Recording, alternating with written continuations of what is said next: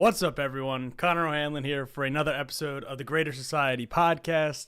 For those not not on video, you did not see me do the false start there. So today we are going to be diving into probably the most amount of clips conglomerated into one episode that I've ever done. I think I've got 2, 4, 6, 8, 10, 12, 14 different pieces of media to analyze today. From polling to videos to just interviews that we've seen on Fox News, as we have consistently seen. With that being said, the main thing that we're going to be analyzing today is debates from key races that may be swingable to Democrats or may be held by Democrats and hopefully should be held by Democrats if all things go according to plan. That may not be the case, and we will get into that. Then we will be looking. Well, actually, I'm going to start off with this clip because I think it's absolute killer. Is Katie Porter, Congresswoman Katie Porter, going absolutely ham and destroying corporate America on the floor of Congress. Then, last but not least, we will be looking at Rob Schneider going on Fox News in response to Tulsi Gabbard's leaving the Democratic Party last week, which we covered. And if you want my analysis of that, you can go back and look at that. But Rob Schneider, of course, being well known for his roles in Adam Sandler films. So it's just an interesting little thing that I think would be fun to kind of cover in the end, just to get a little levity in this hard time that I think everyone's going through. So, without further ado, we're going to dive right into it. But while we're here, hit that subscribe button if you're watching on YouTube. The like button will help us grow in the algorithm. Leave comments in chat while you're here, and we can engage, and I will read your questions and comments as we go. So, without further ado, Katie Porter. And for those who don't know, Katie Porter is Congresswoman from California. She is not as well known of a progressive as many other people. Kind of put together an argument why. I'm not going to do that here, but she is pretty much as progressive as they come. She's a great Congresswoman, and I think she deserves more limelight. And she has these clips that go kind of viral every so often, but I think like as a consistency, like she should have the love of progressive from the progressive base and Democrats broadly that many other progressives. I just think that that's kind of laying it out first. Now, the first thing we're going to do, and this is going to impact the debate topics that we look at. Katie Porter is talking about inflation here. She is not saying that inflation is good, of course, but she's rather talking about the real driving factors in inflation and why we have been told lies from media, why we have been told lies from corporate America, why we have been gouged and inflation has skyrocketed, and yet there are record profits for most corporate entities in America. Now, let's just take a listen here and see what she has to say about the matter. According to this... Oh, I gotta switch my audio. chart, what is the biggest driver of inflation during the pandemic? The blue is the dark blue is the recent period. It would be corporate profits. And what is that percentage? It is 54%, and that number... So just for those just listening, she has a chart, 3 different connected bar graphs. So the top one is corporate profits, where 54% at the top there. The next one is non-labor inputs, and the other one is unit labor costs. You will see her go over that. It's the bar is showing up the makeup of the price in something. So she doesn't get into it here. I will give you a further analysis after, but just so you know what she's talking about, the top bar that she's talking about is corporate profits. It does stay that level of high if you update that number to more recent numbers as well. So over half of the increased prices people are paying are coming from increases in corporate profits. Yes, the unit price index is reflected in corporate profits as opposed to other costs. And how does that compare to historically, to other periods of inflation or over other periods of economic time? As reflected there and in other analysis, it is significantly higher in this recovery, 11.5%. And what is it today? 53%. So I want to make sure everyone in America understands this chart. What is a unit labor cost? The cost, wages and associated Right. work costs. So we could just wages. What is a non-labor input cost? A variety of things, including maintenance and investments. Okay, so I have to buy the stuff to make the widget. I have to have a factory. I have to keep the lights on. I have to hire someone to make the widget. That's this stuff. And this is what I add on top. So I'm gonna find a good spot to, yes, 11.5. pause it here. Okay.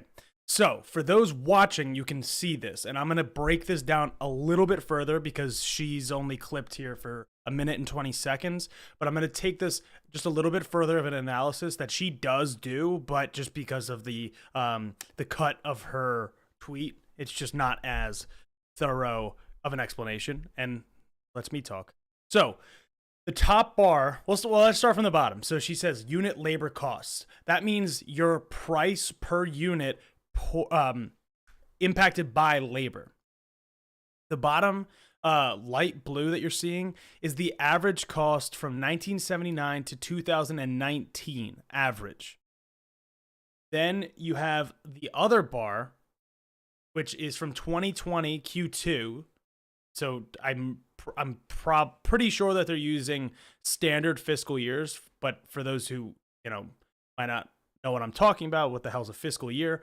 That would be from April to June of 2020, April 1st to June 30th of 2020 through 2021 Q4. So that would be December 21st or December 31st, 2021. So that's looking at inflation from that year and quarter period, basically. That analysis is showing that the labor cost per unit went on average from the 1979 period and 2019 period down from 61.6%, it's kind of hard, it's blurry, down to 7.9%. That's the makeup of this graph here. Then you have non-labor input costs. This is your overhead, your maintenance, all that stuff. 26.9% in the prior period. 39% in this period. Okay, so that goes up. That goes up. Fair enough. Maybe maintenance and overhead and retail space goes up. That makes a lot more sense. Okay. Now, the cost in the percentage of growth that you are seeing in profits from 11.4% in the prior period up to 54% makeup of the inflationary costs that you are paying per unit in these costs. So basically, corporate profits skyrocketing, not because of labor costs, or I should say, the prices are skyrocketing not because of labor costs, not because of overhead costs, although they are both going up, but solely because of an increase in profit. That is how you see. You cannot tell me that you have all these people complaining about inflation. And granted, the average person does get impacted by inflation, but let's talk about why. your wage does not grow at the same rate as these profits are growing. They're growing exponentially, the profits of these corporations, and the profits get divvied down to the shareholders. Now, if you're not a shareholder, you don't see that profit. If you're not a stakeholder, you don't work for the company. Even the people that work for the company, some of them don't get raises. Some of them don't get higher benefits. Some of them don't even get a raise at all. The cost of living adjustments in this country generally are pretty much a joke. So, when you just look at this data overall, Katie Porter is bringing to light an absolutely vital point in noting that corporate profits are driving the majority of this inflationary growth. The unit cost of labor and overhead, although going up, is not the driving factor. So that's very important to note there. So let's bring it back here. And of course, we can always go back, check more of that out. But I'm going to start my debate analysis here with a congressional race. And it's going to start with a congressional race because, of course, we are talking about one of the most infamous congressional congresswoman, Marjorie Taylor Greene. And this is not because I think that Marjorie Taylor Greene's going to lose. In fact, I probably think that she'll probably win. These clips are pulled from all different types of people. They are pulled back from Republicans, Democrats, so you're going to see captions while I'm pulling some of them up and be like, oh, okay, seems like it's a pro or against a candidate. And that's because I tried to get a wide range and kind of fill in the gaps of what I actually think people are taking away from a lot of these debates. This first one is Marjorie Taylor Greene. I think that I have 3 clips. One of them's a comedian, and I'll set that one up too. But this first one is Marjorie Taylor Greene kind of like pushing back against this moderator and just being like, what the hell are you talking about, basically? And this is just a tone setter here. This is not like, there's nothing in policy that is going on here. This is just a tone setter of what hosting and, moderating a debate with Marjorie Taylor Greene would probably be, which I assume would be horrible. But let's listen to it. Here's your process for fact-checking and vetting the things that you say in public. The things I say in public are the truth, and that's why they're so offensive to Democrat activists in the media just like you. And you're asking me a blanket question with no example. I stand by the things that I say. I stand by saying we need to, can you?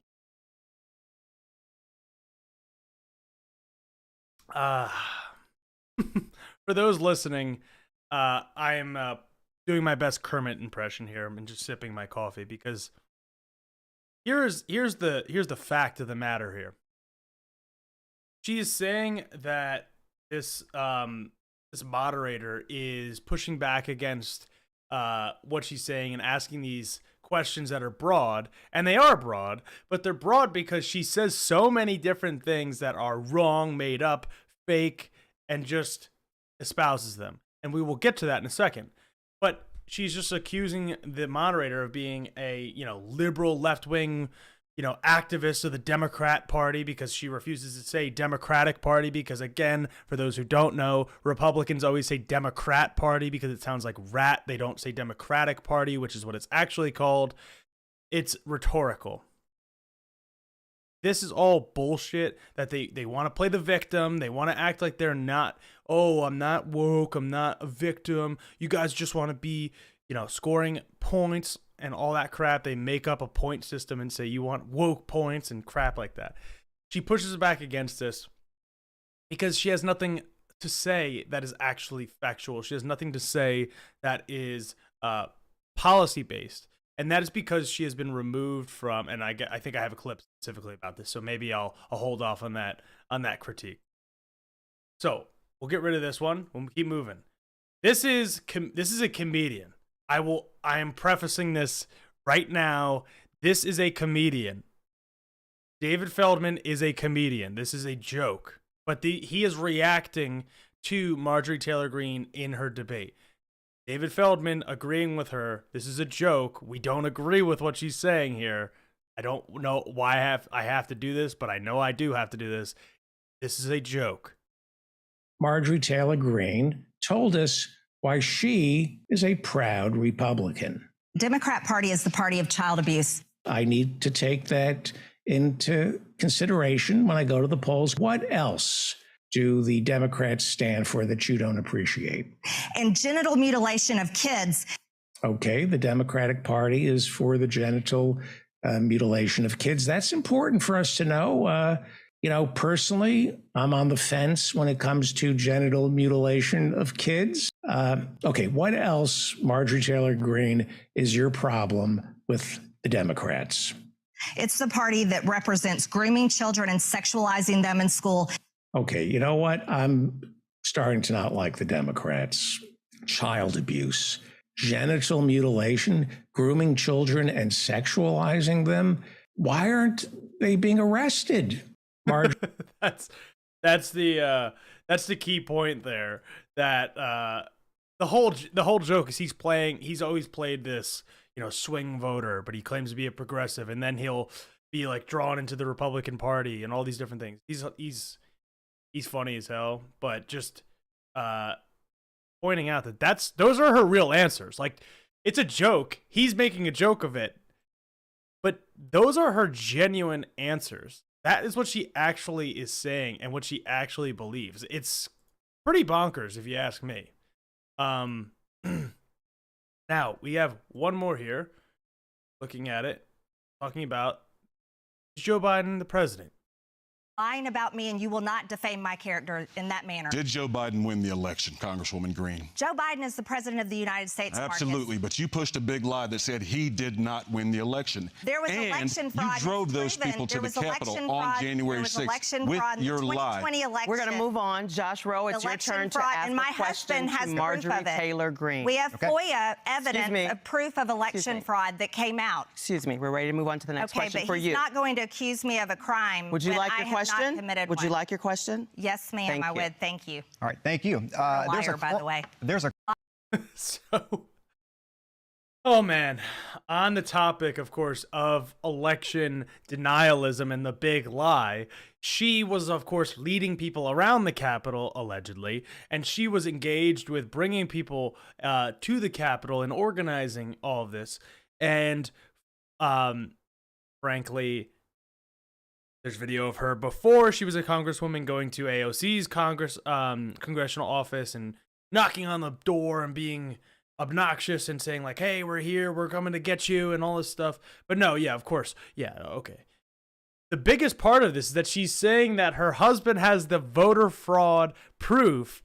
Now, again, piggybacking off of what David Feldman's joke was, if that's the case, why isn't there prosecution?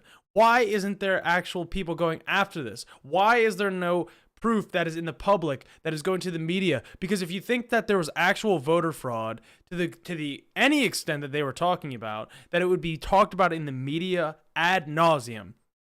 Republicans drive the narrative in the media over and over and over again. They act like they don't, but we talk about wokeism. We talk about trans issues so much more than, and not trans issues like standing up for trans people, but the opposite, because these are the people that are running and driving the narrative, and the media reacts to it and promotes what they believe inadvertently or on purpose. But that is how it works. So her saying, oh, my husband has the proof. I listened to an interview from David Pakman interviewing Mike Lindell yesterday, and he said he has all this proof. Oh, I have all this proof. And then he is full of crap, because when he's pushed on it, none of it's true. Wisconsin, Arizona, Pennsylvania. I live in Pennsylvania. I could probably debunk any of the myths that are about Pennsylvania. Florida, all these places. And again, Florida, now there's video of people in Florida that are felons or former felons that get the right to vote because that was passed there. And not all of them got the right to vote. So then they were tricked into voting with a fake ID that is sent by DeSantis.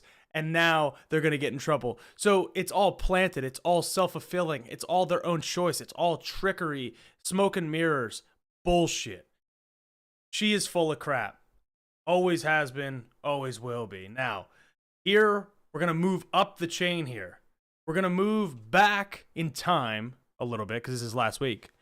But we're going to move up in Georgia from this congressional race into the Senate races. And now each of these races that we're going to be talking about after, I'm going to be looking at polling after it. And we're going to analyze and predict what, as of right now, is going to happen. Now, I will state, I am not a statistician.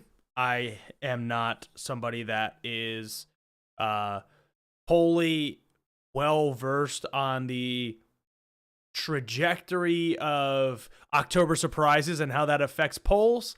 I can guess. I am a operative in the sense that I know enough about electoralism and talking to voters and knowing, okay, here's kind of the sign of what could happen here. These are my guesses. And we're going to look at the debates, and I'm going to give you my honest opinion on what happened.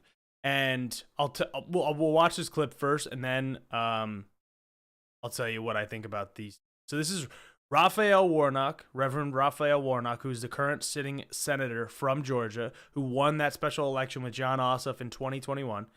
And this is former football player Herschel Walker, who is the Republican nominee challenge for this seat. Them. I trust women more than I trust politicians. May I respond? Very quickly, Mr. Walker. You know, it is, and I heard about him. I heard he was a neat talker, but did he not mention that there was a baby in that room as well? And also, did he not mention that he asking the taxpayer to pay for it? So he's bringing the government back into the room. So he's not talking about that. Right. So when he them. So I trust I'm going to mute this and let it run. So what the hell's going on in this clip is they're talking about abortion, right? And Raphael Warnock actually gives the right take on it. He basically says we're keeping the government out of the decision between a woman and her doctor. Now, the surprising thing here, and I think surprising to most people, myself included at this point, was the rhetorical acumen of Herschel Walker in this debate. Now, I don't think Raphael Warnock did poorly, and I watched this whole debate, but I think Herschel Walker outperformed the expectation, which, again, the expectation was very low, but you can see here, he's pushing back on the narrative pretty well. I mean, I don't remember if Warnock was able to respond to that, but this is like not what was expected here. I think Herschel Walker was kind of, remember, Herschel Walker has been accused of, well, not accused. He's allegedly paid for an abortion of one of his kids' mother. I don't know if I said that right, and then that same woman was also, he pressured her to get a second one. He didn't, but she was pressured to get a second one. So the topic of abortion is very important to this race, as it is in every race, but specifically because of the hypocrisy of Herschel Walker being this social conservative, this paternal figure that's so above, potentiality of having to have an abortion, but yet paid for one himself. So let's see if I'll pull up next clip of this is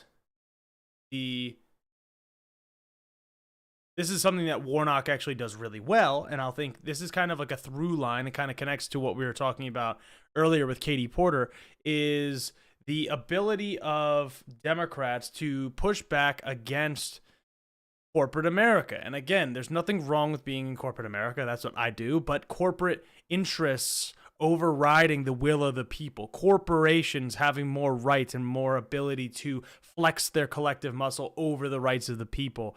And specifically, this is talking about inflation and insulin. And I think he should tell the people of Georgia why he thinks they should have expensive insulin and why the pharmaceutical companies should be able to charge us whatever they like. Well, first of all, may I respond? I believe in reducing insulin, but at the same time, you got to eat right, because he may not know, and I know many people that's on insulin, and unless you have eating right, insulin is doing you no good. So you have to get food prices down, and you got to get gas down so they can go get insulin. And I think he should tell the... So the first thing I'll take is the last part. Gas prices, you can get medication delivered, first of all. Gas prices have been going down. They're going back up now because of OPEC and the limitation of the supply. Again, not a increase in demand, but an artificial decline in the supply. The other part, and I will talk about the nutrition part in a second, but the other part is that the Inflation Reduction Act originally had a cap for all insulin recipients, and that got stripped out. The Republicans stripped it out, of course, and I think you can probably guess which Democrats also stripped that out. But it did cap it for Medicare recipients. So Medicare recipients actually do have a cap on their insulin prices going forward. That's good. You don't want to be paying exorbitant insulin prices or any pharmaceutical costs for most Americans, and that's something that Democrats have been pushing rather than the Republicans, who don't care if you have to pay more for insulin or any other medicine. Now, the last part, of course, is that he's talking about is if people just ate right, they wouldn't need insulin. Now, of course, ignoring the fact that diabetes is one of the largest populations of people with an illness in the country, ignoring the fact that eating right requires a certain level of education that people like him don't want people to have, a certain level of wealth to buy the food that they need, or they would be reliant upon programs like SNAP to get them the food that they need that is nutritious and would supply their whole family. Now, we also live in a country where the food is poison. So if all of that stuff is taken into account, and he just said, yeah, we just eat right, he still is wrong, because you're still able to use insulin to help you make it day to day. You need insulin, in fact, if you have diabetes type 1 or type 2. And I actually think you need it more for type 1, if I'm not mistaken, which is not caused by a poor diet, by the way.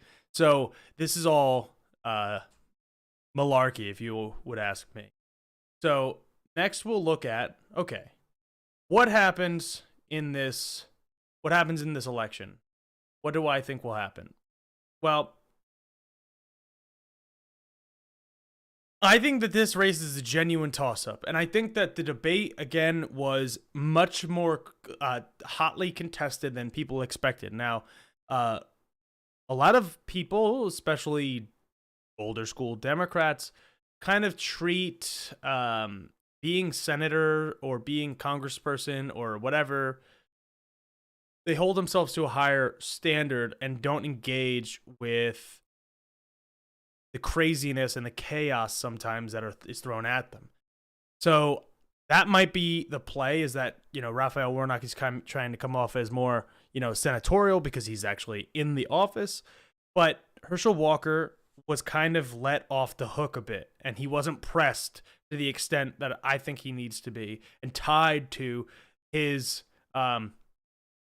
extracurricular activities, let's just say, outside of his, traditional Christian values that he so espouses. Now, he also has said on the campaign trail that Raphael Warnock should read the Bible. And of course, as I said in the beginning, he's Reverend Raphael Warnock, not just Senator Raphael Warnock. He is literally a reverend. So preaching the Bible to a preacher is an interesting take. But here's the polls from after the abortion controversy. So before, the average was an even split. So some of these had, of course, they're weighing different things. So Trafalgar had R+1, Quinnipiac had D+6, Emerson R+2, Insider Advantage R+3. Now these are weighted. 538 weights these, and he calls it an even race at that level. And remember, the statistical ties where you have to look at the margin of error, which usually for political polling is about 2.5 to 3%. So that means that you can have a total swing of 5 points almost in any direction. because you can go up 2.5, then go down 2.5. You know, there's swings that can happen there. Now, that's an oversimplification, but just for our sake, that's what we'll roll with. After the abortion controversy, it has shifted to a D+3 polling average. And as of yesterday, the polling average has Warnock 4.1 up. So that's a good sign. Now, again, what did I just say about the margin of error? There can be that swing there. A 2.5 drop here and there, or a 2-point drop here and there, makes this an absolute toss-up race. Now, again, these allegations came out weeks ago, or a week and a half ago. The staying power of the message depends on how much that can get out there, how much the media covers it, and how much people really are paying attention to mailers and flyers and advertisements and all that stuff. If you ask me, I believe that Raphael Warnock will hold the seat, but I think it will be within a 1.5% margin. It'll be a very close race. It might even be less than a 1% margin. Now, we will look in another 2 weeks, or right before the election. The show right before the election will probably be just an analysis of like all these different races. And I would just venture to guess that this is going to get tighter. A lot of these races are going to get tighter. It's up to Warnock, national media control by Democratic messaging, because the media is not going to push it. But media messaging and rhetorical skills to push the message forward is going to be the key to getting Warnock elected. Mobilizing, places like Atlanta, and mobilizing, the suburbs of those towns. That's going to be the key to a Warnock victory, the way that it was in 2021. And hopefully that could drive Stacey Abrams through as well. Now, the other race here, and this is a brief look, because I didn't get enough clips of this race, but I wanted to at least cover it and talk about it, because I've gotten if you're like me, and if you donated to a Democrat in the last 4 years ever, like just once, like even a $5 donation, Val Demers and the DNC have probably blown up your email for looking for money and donations. And that's how these things work. But Val Demers is running in a really tough race. And I'm not saying that because Marco Rubio is this wonderful, great senator and everybody loves him, but more so because he has a name recognition. He's been there. He ran for president. He's almost come away with that on some level. I mean, he kind of got blown out by Trump at the same time, but he was in the mix for a long time. Made it past Jeb Bush. But Val Demers continues to put the pressure on Marco Rubio in this debate. There's a number of clips that are pretty similar to this. But that is the way that we're going to have to do it. And again, media control through rhetorical skill will get it done. So let's see what he has to say. Just blow by that. Congresswoman Demers. Thank you. Look, every time we talk about responsible gun ownership and legislation that can help protect lives, you pull the Second Amendment out. My father was a gun owner. It has nothing to do with the Second Amendment. This is about taking dangerous guns out of the hands of dangerous people. And the overwhelming majority of people in our nation want us to do just that. How long will you watch people being gunned down in first grade, fourth grade, high school, college, church, synagogue, a grocery store, a movie theater, a mall, and a nightclub, Congresswoman, and do nothing? That is time. I want to give you just blow by. That's the way to do it. That is the way to push the narrative. Now, again, for those who may remember just a few months ago, gun violence prior to Roe being overturned was a major, major issue. Now, it always is a major issue. It always is like a topic of debate in political realms, let's just say. But there were a number of mass shootings over the summer, right before the overturning of Roe, actually. And this is another one of those things where it's built up over time. And that's why she's saying, oh, a nightclub, a bar, a church, a synagogue, a grocery store, a school. Like, she's naming all these things that actually really just happened. I mean, you look at the Parkland shooting, which literally the shooter just got sentenced.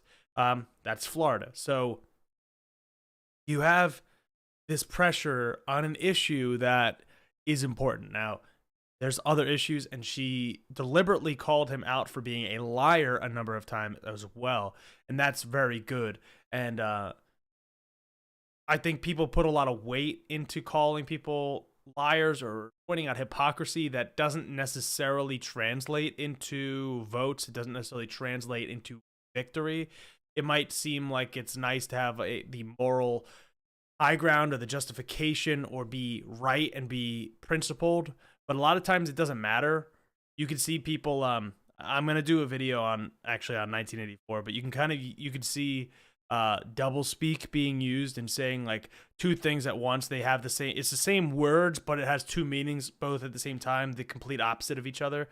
That's just kind of how a lot of these figures like Marco Rubio roll, the same way that like Mitch McConnell rolls, and they can kind of throw some red meat to the base while also kind of silencing the other side. That's kind of what they're good at. But I think Val Demings pressuring this and continuing to push the narrative forward could give her a real shot. Now, I will show you the poll. This might not be as promising here. So you go back to August, the number was almost an 8.2 lead on average. So now these are averaged, right? So these are not one poll or the other. This is an average look at the polls. And with including partisan leanings of both sides and different outlets, this race narrowed for a while. It got within 2 points almost. Then it started to break away again. September and now in October. We are stuck at a 4.6 deficit for Val Demings. And Rubio is not. This is always a key thing, too. I was just talking about some other campaign managers in my area.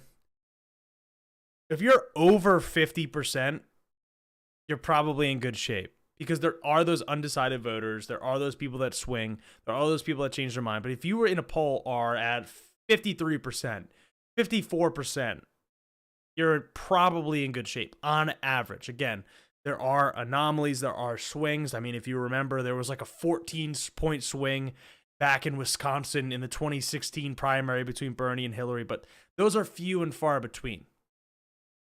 Statistically speaking, and again, these polling outlets, and I've talked to them at Penn about this, they have been trying to narrow down the turnout rate of Republicans, because specifically Republicans don't answer the way that they're going to vote as predictably or as often, because they don't trust polling outlets.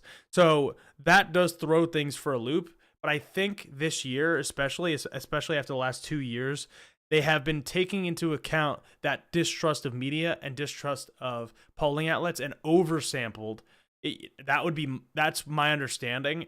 You'll see if that's actually the case, and the polling is much more accurate this year. But they oversample Republicans to accommodate for the the sporadic increase of Republicans not responding to pollsters. So Rubio's not over 50%. That's a long way of saying that. He is not a shoo-in. This is a much harder race than it appears. This is a much harder race for Val Demings to pull off an upset and win than most people would probably assume. Now, also, let's point out, in the governor's race, unlike Warnock, where he has Stacey Abrams, who has national acclaim, let alone just in Georgia, but national acclaim, and people know who she is. She also has developed turnout projects and theories that have been proven to drive up turnout rates. That's why we won these seats in Georgia in 2021. Demings does not have this same person, the same partner with her. She is running in a state where Ron DeSantis is going to be the next Donald Trump if Donald Trump doesn't regain his, heir to the throne of the Republican Party in 2024. Ron DeSantis is running against a guy named Charlie Crist, I believe. His first name's Charlie. And that guy was a former Republican. He is not the charismatic Stacey Abrams. He is not the dynamic Stacey Abrams. He is just a candidate that they could get to run statewide because he's done it and does not have that dynamism that Stacey Abrams has. So for Demings, she has a much harder pathway to victory. That's just how I'll have to put it. And it's unfortunate. That's the reality. So I think Rubio is going to hold on to the seat as of right now. So in this analysis of these 3 seats, we're basically at a wash right now. And again, we will look at more races in the coming weeks, but these are the 3 races that I've been wanting to highlight because of these debates. So we'll see if this changes over time. Now, we are going to shift over to an absolute bloodbath of debates, videos, and frankly, a surprise that I've been glad to see. And that is from the campaign of Tim Ryan, who is running for Senate in Ohio.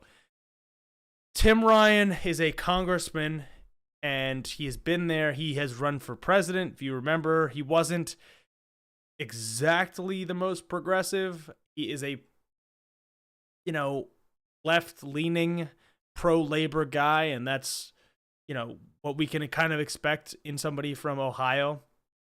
He's not Fetterman, but he is pretty close on some issues, at least. Rhetorically speaking, these videos are an absolute beatdown.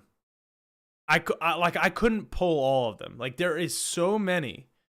They had 2 debates between him and J.D. Vance, and J.D. Vance is, of course, a Trump sycophant, and Ryan continues to hammer it home. J.D. Vance is a stooge working for Donald Trump. So we'll listen to each clip, and then we'll go from there. Those young, precious babies in Connecticut, he said it was This is on the issue of gun violence. A hoax. And he went on and said it was a hoax. And Sorry, I was taking a sip, but this is in regards to Alex Jones. So J.D. Vance's connection to Alex Jones. I should have set that up a little bit better, but we'll rewind it a sec. He said it was a hoax. And he went on and said it was a hoax. And I've met these families from Sandy Hook. Absolutely devastated. You lose a 4th grader to a madman. And this guy says it was a hoax. Our guy JD says this is one of the most credible news sources in the whole country. And he just got convicted, and he just got sued to the tune of billions of dollars that he owes the family for putting them through this grief. And I just want people to know, it's like, we are running for the United States Senate. This is the highest office you could get in this country except for president. And he's running around backing these extremists, the most extreme people in the country, a guy who denied Sandy Hook. He's like, he's credible. Thank you, Congressman. I mean, you don't have to, it's we can talk about, So here, you're gonna see interspliced here is J.D. Vance cut. So again, for those listening, you're not going to see it, but this is a cut now to J.D. Vance defending Alex Jones and all that he said, and this is put together by Midas Touch, but direct evidence, because I don't know if they're going to show it in this clip, but he denies ever doing it. He's like, no, I didn't do that. I didn't defend Alex Jones. I didn't defend InfoWars, but here's the actual proof. How I got in hot water with my with saying that Alex Jones was a more credible source of information than Rachel Maddow. But like one of the things that I saw in the reaction to that tweet was people are terrified of unconventional people, of people who don't think the thoughts that they're supposed to think. And that to me is like the opposite of what you would want in an elite. You would want an elite that's willing to think outside the box, that's willing to say, well, maybe this is like a crazy idea, but maybe it's true. Tape, brother. You're on tape, man. I never said that, Tim. Go and run the tape and find out exactly what I said. It'll be like 30 minutes and we're all going to know you're lying. I never said that. No. So there it is. He's saying that Alex Jones in InfoWars is more credible than Rachel Maddow. That's what the tweet said, for those not able to read it. The clip in between is him literally defending him saying that, and now he is saying that he didn't say that. And Tim Ryan says, okay, give it 30 minutes. And of course, it probably took like 5 minutes to find it. So there you go. Then we have another clip from a second debate. This is about opioids and a fake nonprofit. I didn't start a fake nonprofit pretending like I was going to help people with addiction like J.D. Vance did. Literally started a nonprofit and didn't spend one nickel on anybody. In fact, he brought in somebody from Purdue Pharma to be the spokesperson for the nonprofit. The same drug company, Big Pharma, the big drug company that had all the pill mills going, got everybody addicted. 1 million people died, J.D. 1 million people died, and you started a nonprofit to try to take advantage of people in Ohio, and you know what? All you did with it was launch your political career. His campaign manager worked for that nonprofit. He ran a poll to check his own standing from that nonprofit. I'm not going to take a backseat to you or anybody else on fentanyl, drugs, or immigration or anything else. Somebody that... That's the way to do it. Pushing the narrative from the perspective of the positive, going on the attack, putting forth your message. This is the way to do it. Control the narrative. Fight for what is right. Fight for justice. Push against the corruption, the swamp that they supposedly fight against in the MAGA movement. They are the swamp. Purdue Pharma is the manufacturer of OxyContin. They're the ones that are putting these opioids out into the public. And again, those have a place within medicine, but the problem is they're pushing it to get people addicted so that they can make more profits. That's the fundamental baseline. Republicans fearmonger over fentanyl being in candy bars, but they don't want to take action on actual policy regarding opioids. They just want to LARP and complain and blame Democrats for having injection sites for heroin and stuff, not understanding that literally certain aspects of reducing drug abuse is by providing people recovery services. By providing recovery services, those can come in a variety of different forms. They never ever will engage with the actual point. It's like saying, oh, how do we prevent people from getting diabetes? Well, you have to give them health care first, not reactively, proactively, giving people this message and giving them this access. It's the same thing. It all works in the proactive, and that is how the media covers it in response too. That is how you get through to the people. That is how you get your message out. Now, there's one more. This one's the killer. This one's about J.D. Vance being called an ass kisser, and I'm not making that up. An ass kisser of Donald Trump by Donald Trump. Mr. Vance, Congressman Ryan has called you Donald Trump's ass kisser. The implication being you will pay any price for the endorsement and support of the former president who publicly insulted you in Youngstown. To prove the congressman wrong and to show Ohio voters that you are your own man, I would like you to identify one issue that Mr. Trump is wrong about And can I? I'm just going to interject here and say this too before he finishes his question. I really like this question. I think it's very important to be able to disagree with your party and disagree with the leadership in your party and be clear and concise about it. He's not going to be, but for, you know, any debate moving forward, you know, Congress, Senate, even, you know, House, your state house, your state rep, and your state senator, this is a reasonable question to ask. So I mean, the framing, of course, is in response to being called an ass kisser, but I think this is a very good question. And he asks the same thing of Tim Ryan. You'll see that after. Therefore deserving of public criticism. Well, look, I disagree with the president on a number of things. He's a friend of mine, of course, and I'm proud to have his endorsement. But look, the thing that was wrong about the Trump administration is they put a lot of people in the administration, a lot of bad personnel folks who actually advocated limitless, nonstop wars that would mean a lot of folks from Mahoning Valley and a lot of folks from where I grew up would have to go off and fight those wars. A guy like John Bolton, for example, should have never been national security advisor in the Trump administration. But let me address Tim Ryan's point and your question there. Donald Trump told a joke. He told a joke at a rally based on a false New York Times story, and Tim Ryan has decided to run his entire campaign on it. Now look, Tim Ryan is publicly out there on national television saying, I love Nancy Pelosi. A few months ago, he went before a national audience and said that he has to suck up and kiss up to Chuck Schumer. The guy who's subservient to the national party is Tim Ryan, who's been begging for these guys to come into this race and save him from the campaign that he's been running. So look, it's ridiculous for him to accuse me of being anything because he has utterly failed to be independent to represent this valley, and he will utterly fail to represent the people of Ohio if he's elected to the United States Senate.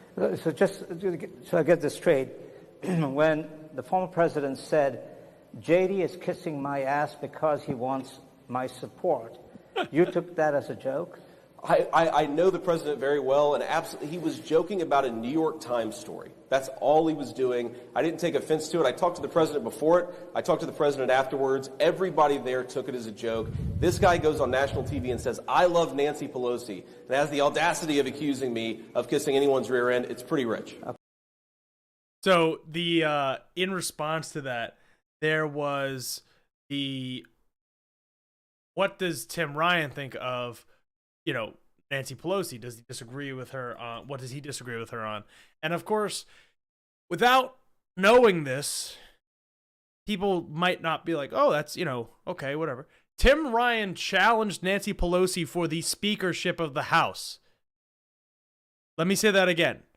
Tim Ryan ran against Nancy Pelosi to be Speaker of the House. It's not, and that was his answer. That's a great answer because it's the truth. So they disagree on policy. They disagree on different things. I don't know if he had a different policy to talk about, but it's as clear as day. It'd be like, look, I have a different vision of America. I have a different vision for the Democratic Party. That's okay. We're okay to have different distinctions between our party. In fact, that's the point of the question, is to draw the difference in the two. So, what does this race look like? Look at the polls. It is legitimately a toss-up. If you're watching here on this on the screen here, you can see that the number of people that become decided. So that's what this trend line. If you look at the trend line, this 50% more people that both of them are converging towards like the 100%, which means that most people have made up their minds. It is a statistical tie as of yesterday, and a new poll would put Vance up by 0.6, which is a functional statistical tie. This race could go either way. This is the type of race that we need to look at, analyze, and understand moving forward as progressives, as Democrats, and just as a country as a whole, to say, okay, well, how did Tim Ryan win this race when this is a Republican state? Let's be honest, Ohio has been trending red for a long time, the same way that Florida has. But Florida instead of being down 5, this is a statistical tie. So we can learn quite a bit from this. So make sure to pay attention to the race. Now, the last thing I want to talk about with you today is, I hope I don't get an ad popping up. So let's I'm going to check it before we do. This is going to be Rob Schneider is on Fox News, and he, of course, is talking about leaving the Democratic Party, why he's leaving the Democratic Party, or why he left the Democratic Party. And I find it interesting. I find it funny. This is just a palate cleanser in closing here, just to say, I actually, and to be 100% clear, I've only watched about a minute of this, and I was like, you know what? I'm just gonna watch this live and see how it is. So I'm gonna make it a little bit faster because it's 5 minutes. But you know, if it's not living up to the hype, I will stop it after about 2 minutes, because the first minute of it is very funny, and you get a little bit of the Tulsi Gabbard story in there as well. So let's check it out. Well, just hours after quitting the Democratic Party, Tulsi Gabbard also revealing what her appearances on some media outlets has cost her. It ranges from people kind of like giving you a cynical look, like whose side are you really on, to people just outright ending that friendship or that professional relationship because they don't want to have anything to do with you. Maybe our next guest can relate to this. Actor and comedian Rob Schneider joins us right here. How are you? Great to see you, Rob. Yeah. Finally have you on the couch. Thank you. It's You used good to to work be. across the street. What's your reaction to Tulsi Gabbard doing what she did yesterday? It shouldn't be such a shock. We don't get 10 parties. You get 2, right. You know? And I really feel I don't want the Democratic Party trying to run my life. He looks horrible. Can we just talk about how horrible he looks? Horrible. Right. You know? And I really feel I don't want the Democratic Party trying to run my life. And there's not one aspect of your life that they don't want to interfere with. So there's not one aspect of your life that the Democratic Party doesn't want to control. Right. Yep. You're totally right. You're totally right. Makes a lot of sense. You know, the Democratic Party is not the one that wants economic liberty or freedom to, let's just say, recreationally use marijuana, to have access to birth control in different forms. They don't want you to have freedom to have freedom of speech. They don't want you to have, I mean, the list goes on and on and on. They just fail to ever criticize anything real within the Democratic Party. They just continuously just mudsling and just complain about wokeism.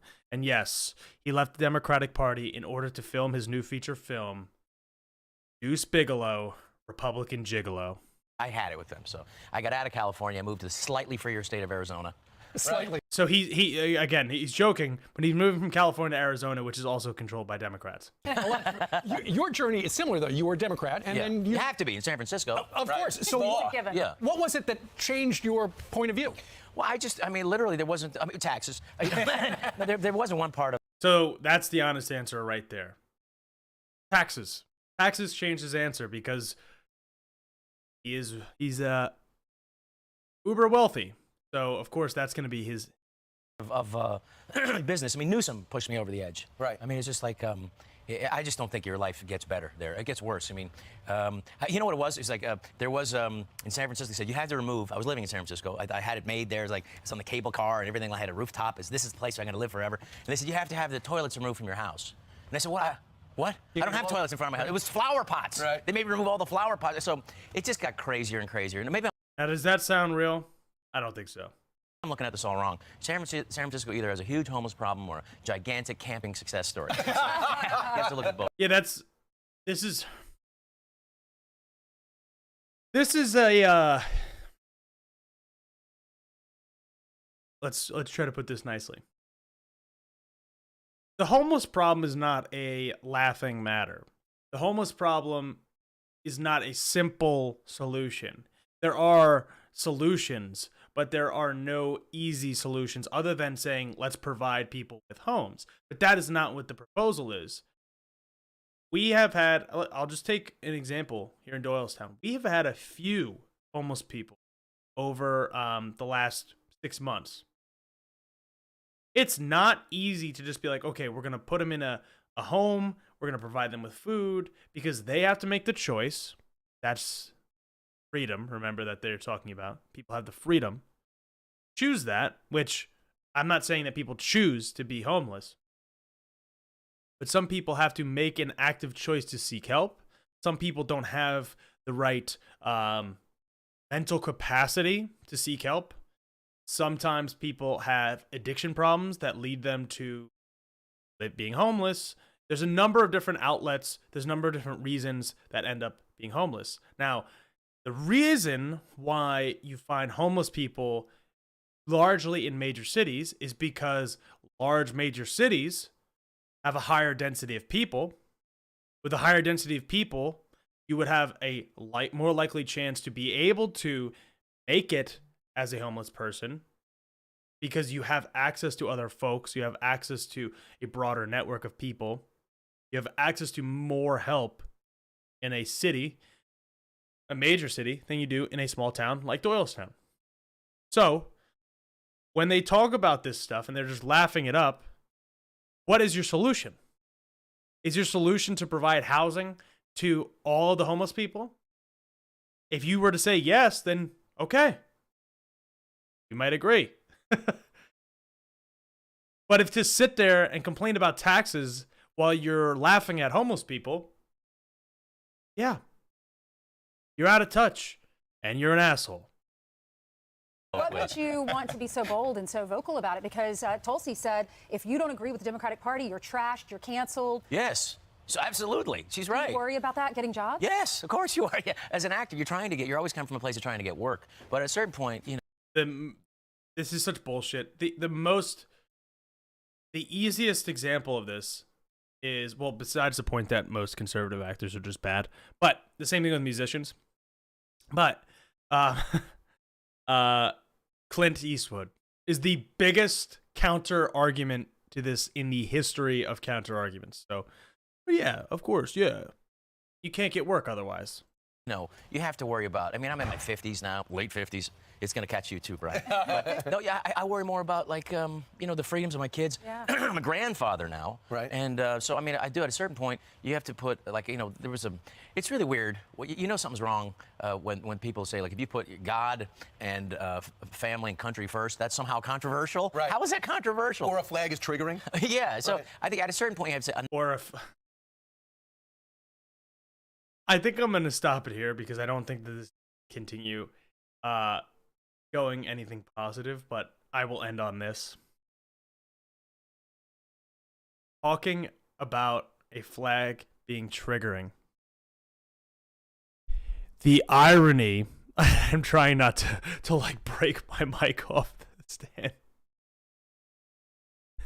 The irony of people complaining about pride flags being triggering in schools and taking them out of schools here in Pennsylvania and suing. Now the ACLU has to sue our school district. Oh, a flag can't be triggering, but it triggers the hell out of these people. And let's also not forget that certain flags, like the Nazi flag, are triggering for people. Legitimately so. The Nazi flag is banned in certain countries because of it. A Confederate flag is the symbology and literally represents the oppression of millions of African Americans in this country. But yeah, we're going to complain about the triggering of, oh my God, how are you triggered by a flag? They are perpetual victims, and they will look for any reason to be a victim that they possibly can. That includes Rob Schneider. That includes everybody on this Fox News panel. That includes Alex Jones and the folks over at InfoWars. It includes Ben Shapiro and the Daily Wire. These people look to be victims because it helps their narrative of being canceled, even though cancellation for them helps them.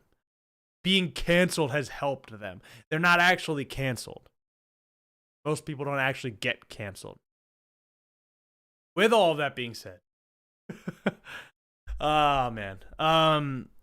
Thank you all for hanging out and watching this episode of the show. If you are watching on YouTube, hit the subscribe button. Hit the like button as well. That helps us. The comments section will be open after you see this live. So leave a comment down below if you would like to. You can listen to the show on pretty much anywhere podcasts are available. You can listen to the audio version there. Apple Podcasts, Spotify, you name it. There's pretty much Google Podcasts. The list goes on and on and on. You can follow me on Twitter at Con O'Hanlon. You can follow the show on Facebook, Instagram, TikTok, and that's it. All those, Greater Society Media. And for as little as $5 a month, you can join us on patreon.com/Greater Society Media. And while you're at it, if you want to engage further, you can join the Discord server using the link in the description box down below. Hope to see you there. And until next time, everybody, again, do some work if you can do it. Make sure to get out. Make sure to donate. And I think if all things line up properly, I'm going to try to do a live stream of the Pennsylvania's 1st Congressional District debate between Ashley Ehas and Brian Fitzpatrick next week. So keep your eyes peeled for that. That will be a special live stream. I'm not sure if I'll do it instead of the show or in addition to the show. We will see. So until then, stay safe, get out. A few more weeks before the election, so do what you can. But until then, stay safe. I will see you next week.